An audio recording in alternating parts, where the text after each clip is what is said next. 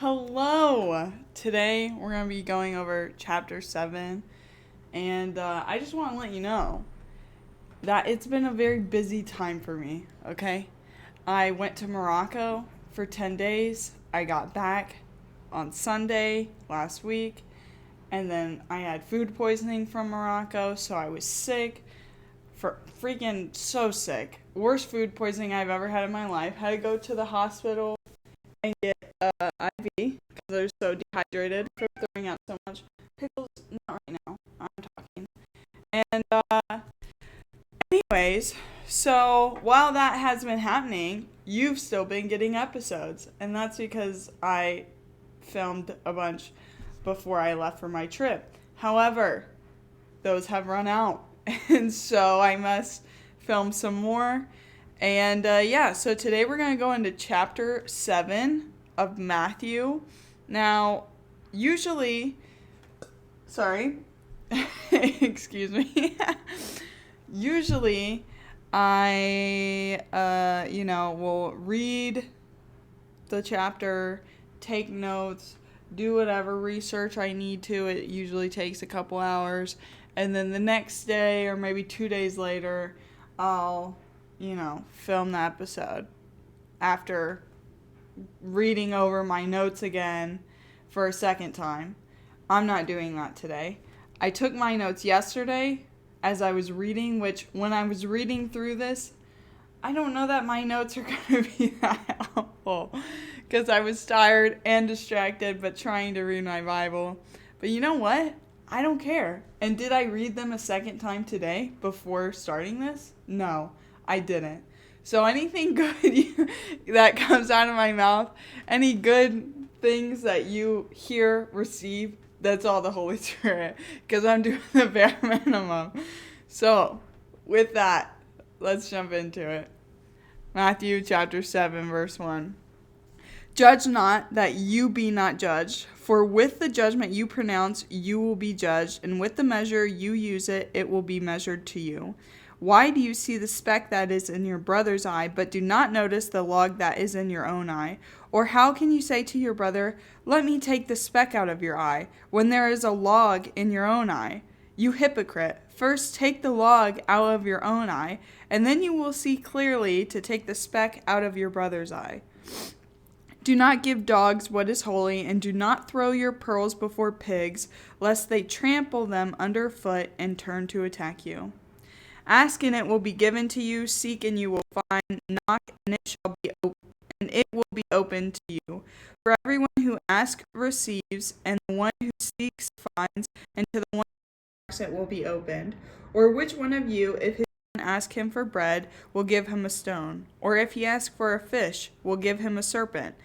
If you then, who are evil, know how to give good gifts to your children, how much more will your Father who is in heaven give good things to those who ask him? So whatever you wish that others would do to you, do also to them, for this is the law and the prophets. Pickles, stop it.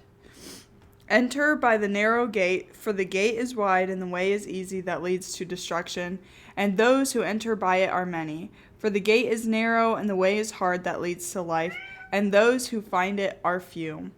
Beware of false prophets who come to you in sheep's clothing, but inwardly are ravenous wolves. You will recognize them by their fruits. Are grapes gathered from thorn bushes, or figs from thistles? So every healthy tree bears good fruit, but the diseased tree bears bad fruit. A healthy tree cannot bear bad fruit, nor can a diseased tree bear good fruit. Every tree that does not bear good fruit is cut down and thrown into the fire. Thus you will recognize them by their fruits. Not everyone who says to me, Lord, Lord, will enter the kingdom of heaven, but the one who does the will of my Father who is in heaven. On that day many will say to me, Lord, Lord, did we not prophesy in your name and cast out demons in your name and do many mighty works in your name? And then will I declare to them, I never knew you. Depart from me, you workers of lawlessness. Everyone who hears these words of mine and does them will be like a wise man who built his house on the rock. And the rain fell, and the floods came, and the wind blew and beat on that house, but it did not fall because it had been founded on the rock.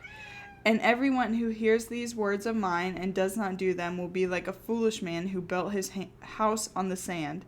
And the rain fell, and the floods came, and the winds blew and beat against that house, and it fell, and great was the fall of it. And when Jesus finished these sayings, the crowds were astonished at his teaching, for he was teaching them as one who had authority, and not as their scribes. So, we are wrapping up the end of the Sermon of the Mount, or Sermon on the Mount. Sorry. I cannot speak.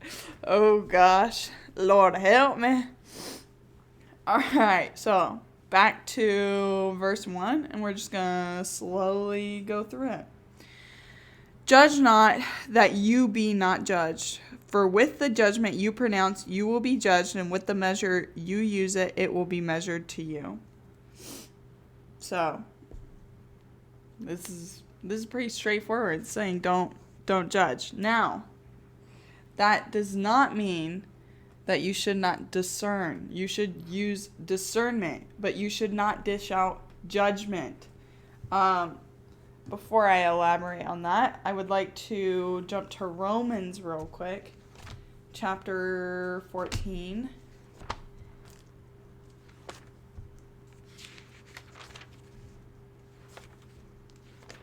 Alright, chapter 14, verses 10 through 11. It says, "Why do you pass judgment on your brother? Or you, why do you despise your brother? For we will all stand before the judgment seat of God, for it is written, 'As I live, says the Lord, every knee shall bow to me, and every tongue shall confess to God.' So then each of us will give an account of himself to God." So, it is not our job to place judgment on people, because people will face judgment when they encounter God, when they die. This is not some new idea. You can read through the Bible. Obviously, I just referenced Romans and talking about us receiving judgment from God.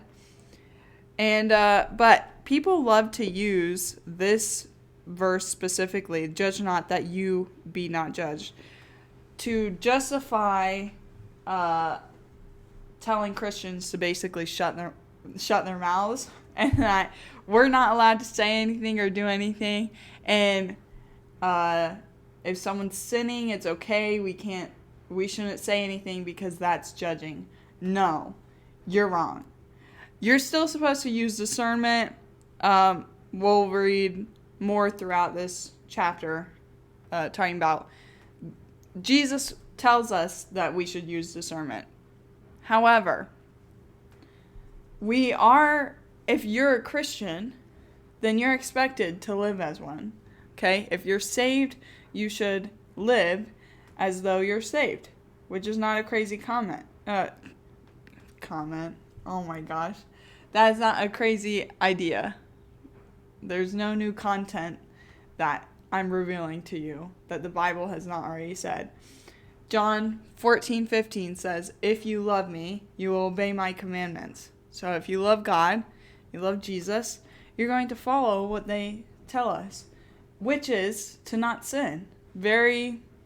Jesus is very direct when he tells us that we should not sin. And so, if you're a Christian and you are living in sin, whatever that may be, you're cheating on your spouse, you have a drinking problem, you steal, you lie, whatever it is, other Christians should hold you accountable and should talk to you. I'm pretty sure I don't think we've reached it in Matthew yet, but we'll get somewhere in Matthew. Had I done a good job taking notes, I would have wrote this down and I would have just taken better notes. But there's oh gosh, and now I won't be able to find it. There's a passage in the book of Matthew that talks about how to confront other Christians when you're trying to hold them accountable to our standard of living. And so we should hold Christians that say they're Christians to the Christian standard that, you don't continue living in sin. Paul talks about this, that just because we have grace, that doesn't mean we should continue sinning. Our goal is still to live a Christ-like life. So, that being said, again, saying something to a Christian is not judging them. I think we confuse just calling out sin as pronouncing judgment.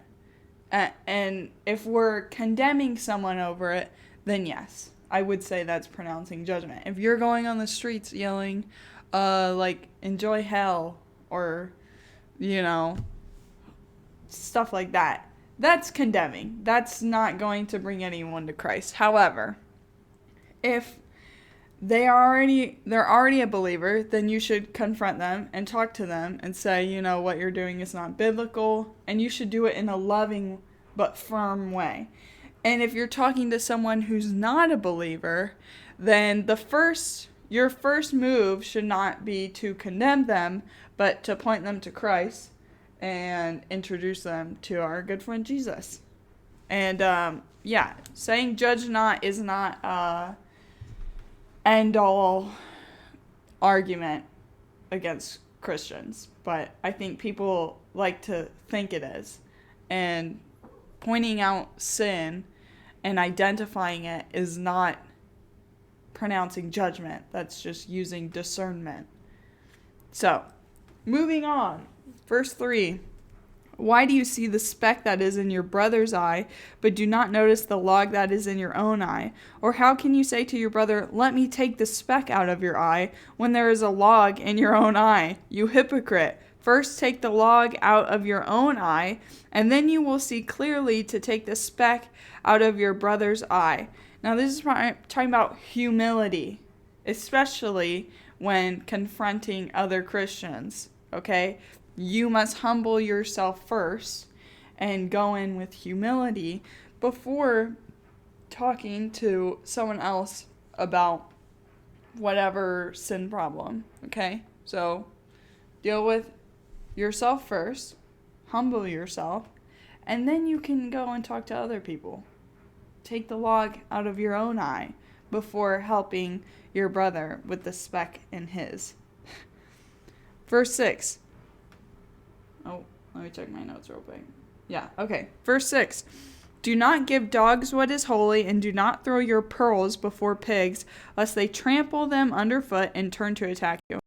Dogs during this time were scavengers. They were seen as unclean, and they would just scavenge around the streets. So people would look down on dogs. They're dirty, they're gross, didn't like them. They looked down on them just as they looked down on pigs that were also unclean, dirty, and gross.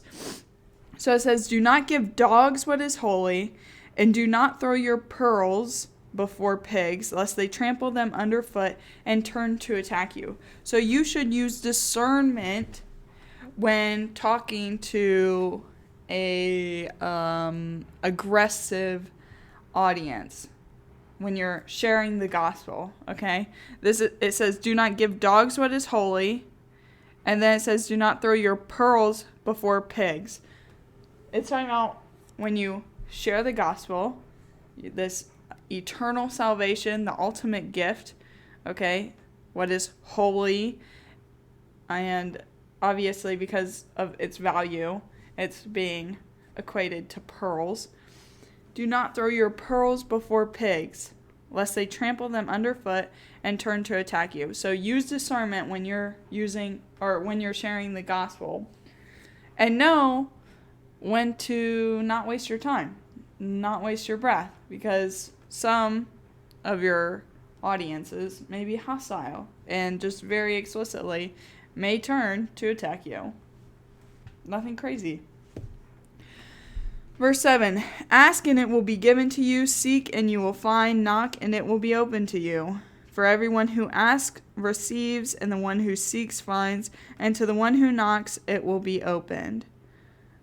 I don't really feel like this really needs explaining, but it's just talking about go to God and ask. If you seek God, you're going to find him. If you're asking for God, you will receive him.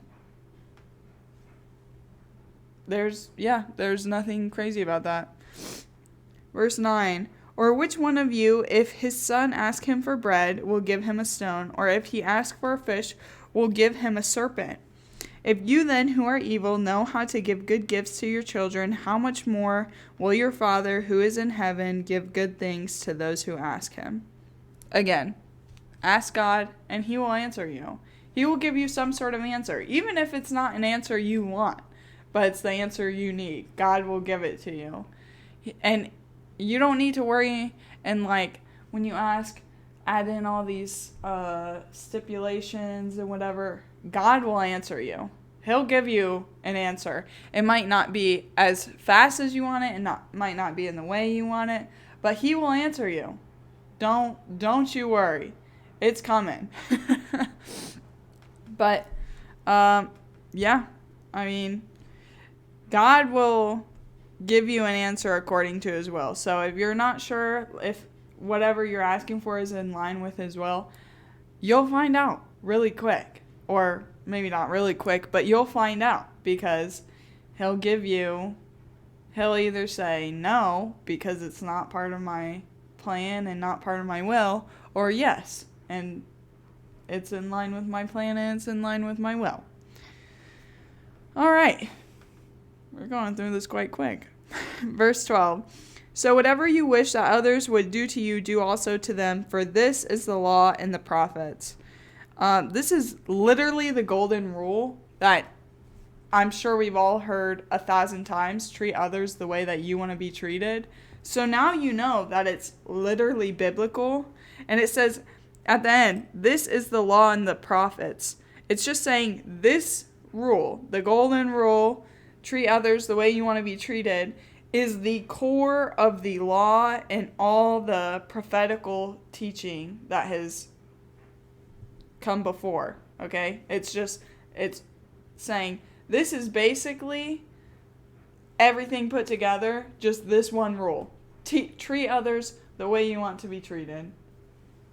Point blank, period. Not that crazy. Verse 13. Enter by the narrow gate, for the gate is wide and the way is easy that leads to destruction, and those who enter by it are many. Verse 14. For the gate is narrow and the way is hard that leads to life, and those who find it are few. Verse 13, very clearly talking about hell. It says, for the gate is wide and the way is easy that leads to destruction, and those who enter by it are many. And verse 14 is very clearly about heaven. For the gate is narrow and the way is hard that leads to life, and those who find it are few. Very explicitly stating that the road to heaven is not going to be easy. It is going to be a very difficult road. It says, the gate is narrow and the way is hard that leads to life. But, I mean, it's better than your alternative. The gate is wide and the way is easy that leads to destruction. I don't really think I need to convince you which gate sounds like the better choice. So yeah. Wow, this episode is gonna be terrible. Oh gosh. Okay, well, moving on. Verse 15. Beware of false prophets who come to you in sheep's clothing, but inwardly are ravenous wolves. You will recognize them by their fruits. Are grapes gathered from thorn bushes, or figs from thistles? So every healthy tree bears good fruit, but the diseased tree bears bad fruit. A healthy tree cannot bear bad fruit, nor can a diseased tree bear good fruit. Every tree that does not bear good fruit is cut down and thrown into the fire. Thus you will recognize them by their fruits. Fire as mentioned in verse 19, is a very common motif used, especially throughout the New Testament. Jesus loves to use fire in his parables, and it often represents judgment and punishment. We can see God using fire in Daniel chapter 3 when freaking Daniel, well, actually it's not Daniel, it's bro, I don't remember their names. Freaking Rad Shack, something Shack, and Abednego. Oh gosh, I'm so unprofessional. The Shacks and Abednego, they go into the fire. Nebuchadnezzar orders them to be sent into the fiery furnace. They're in the furnace, which represents judgment, in this case from the king, and they're totally, God protects them in the fire. It actually says that there's a fourth figure in the furnace with them, which I would assume is God. And they are totally safe. They don't get burned or anything. And so God has them pass, he protects them from Nebuchadnezzar's judgment. And then in Matthew chapter 13, verse 37, Jesus is explaining the parable of the weeds. It says, he answered, "The one who sows the good seed is the Son of Man. The field is the world, and the good seed is the sons of the kingdom. The weeds are the sons of the evil one, and the enemy who sowed them is the devil. The harvest is the end of the age, and the reapers are angels. Just as the weeds are gathered and burned with fire, so will it be at the end of the age. The Son of Man will send his angels, and they will gather out of his kingdom all causes of sin and all lawbreakers, and throw them into the fiery furnace. In that place there will be weeping and gnashing of teeth. Then the righteous will shine like the sun in the kingdom of their Father. He who has ears, let him hear." So again, fire represents judgment and punishment. So jumping back to verses 15 through 20, talking about to beware of false prophets. They are everywhere. I can't tell you how many videos I see of pastors or Christians, churches that are not actually Bible-believing organizations or people, but love to preach as if they are. And it should be very obvious, but because it's not, and because people fall astray all the time, being led by these terrible people, the first thing you should know is anything anyone ever says, okay, it doesn't matter who you're talking to, it should be measured against the Bible. You listening to me right now, you should measure my words against the Bible. Even though I'm telling you I'm preaching on the Bible, you should read it for yourself and determine whether you actually believe that or not. And so 1, measure anything you hear against the Bible. 2, you should evaluate the fruits of someone's life in your decision of whether you should trust them or not. Now, you can use the fruits of the Spirit. You can find that in Galatians chapter 5, verses 22 and 23. However, in this case, I'm going to talk about a more general version of fruits, such as like someone's family, their relationships, their job, etc. Like if someone says that they're a Christian, they're a Bible-believing Christian, but then you know that they're a terrible husband and they abuse their wife or abuse their kids, then clearly they're not actually a Bible-believing Christian. If someone says they're or if someone, I don't know, is a terrible worker, you might think that has nothing to do with the Bible, but the Bible actually talks about a lot. Our integrity and our work ethic, and that you should do whatever job to the best of your ability. That's a biblical concept. So if someone's being a terrible worker, but then says they're a Christian, I would question their sincerity of that statement. As should you, no matter who you're talking to. If what they're saying does not align with their behavior, then it doesn't matter whether it's about Christianity or any other thing, you would not believe them. You would question their integrity. And so I think we should definitely do that with someone that says they're a Christian, and that especially if they're preaching on the Bible, then we should evaluate their lifestyle in correspondence to their teaching. Verse 21. Not everyone who says to me, Lord, Lord, will enter the kingdom of heaven, but the one who does the will of my Father who is in heaven. On that day, many will say to me, Lord, Lord, did we not prophesy in your name, and cast out demons in your name, and do many mighty works in your name? And then will I declare to them, I never knew you, depart from me, you workers of lawlessness. So now it's telling us to beware of false disciples, which, as I was just talking about, many people are going to confess Christ with their mouths and not actually live that way. Jesus is explicitly stating, many will say to him, Lord, Lord, and many will say, did we not prophesy in your name, cast out demons in your name, do whatever mighty works in your name?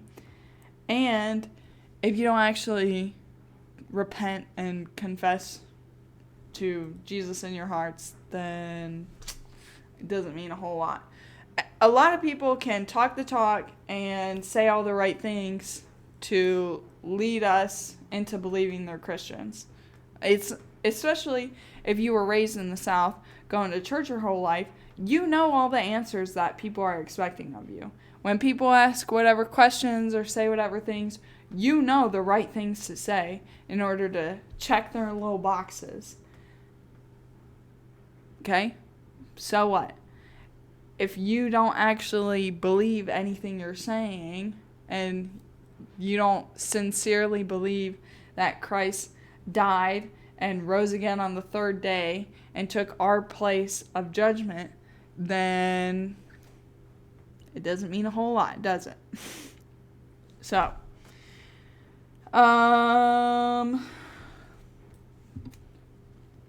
the insult at the end, you workers of lawlessness.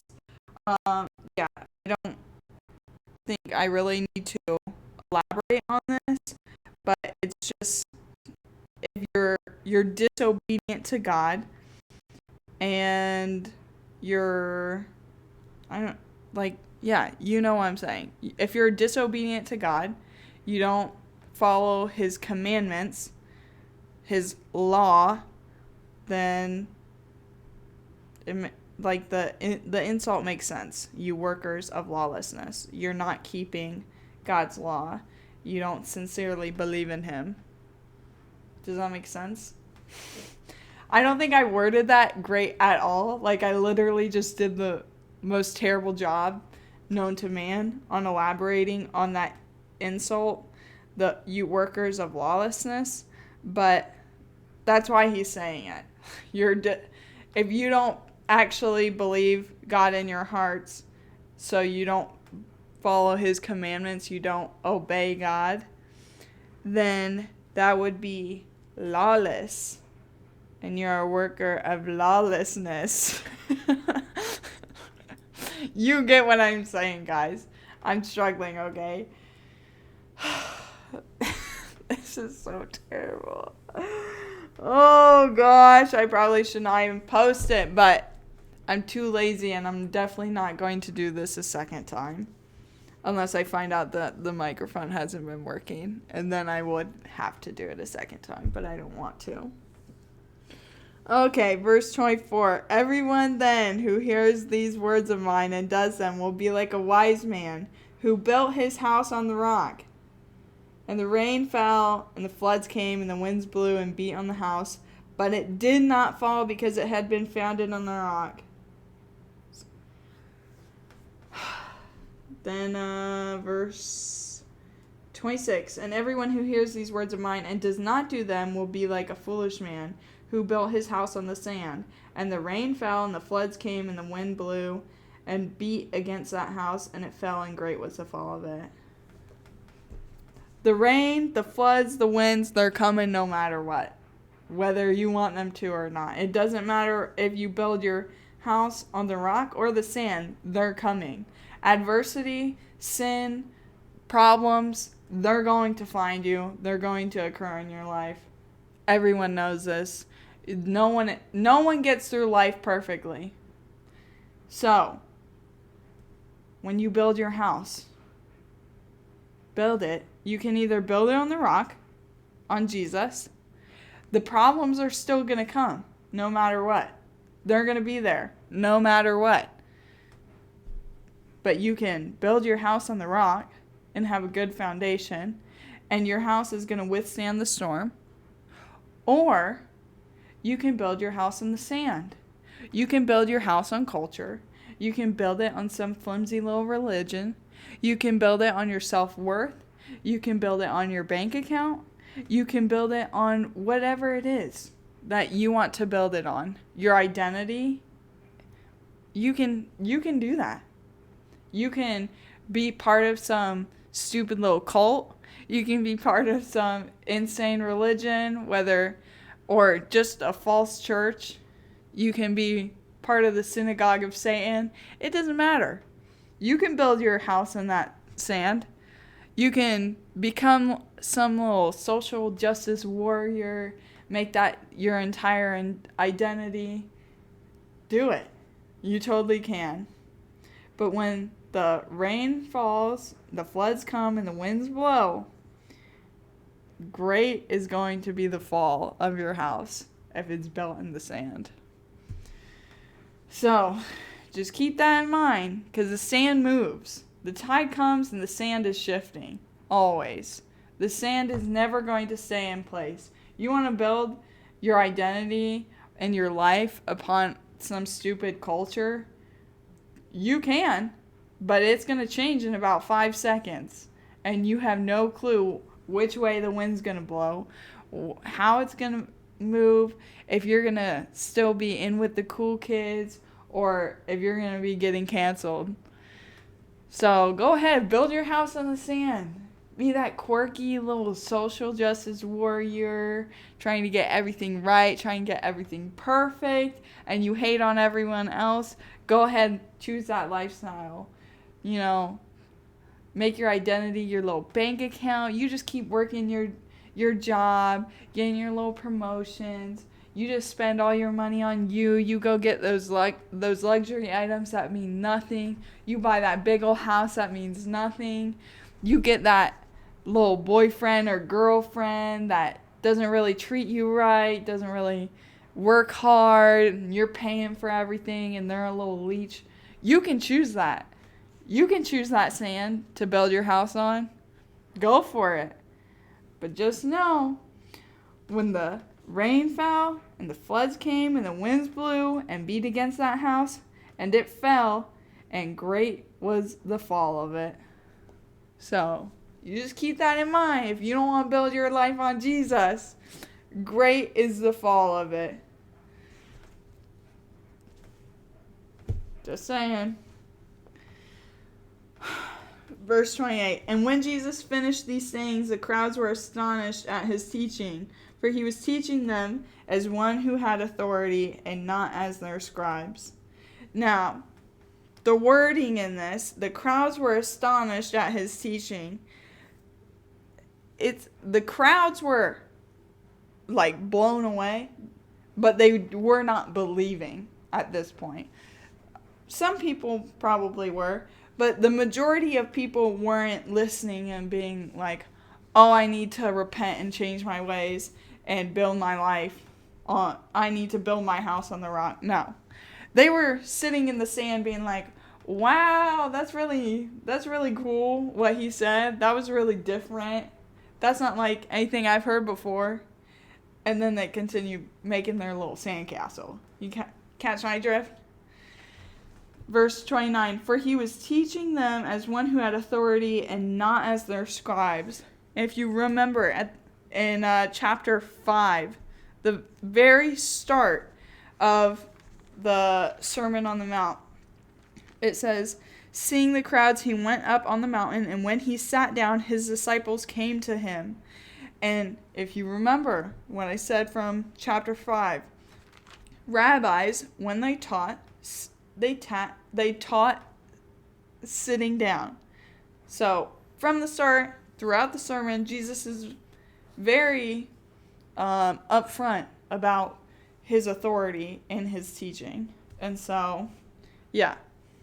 So, for he was teaching them as one who had authority and not as their scribes. All right, that's a wrap on chapter 7. Hopefully chapter 8 is better.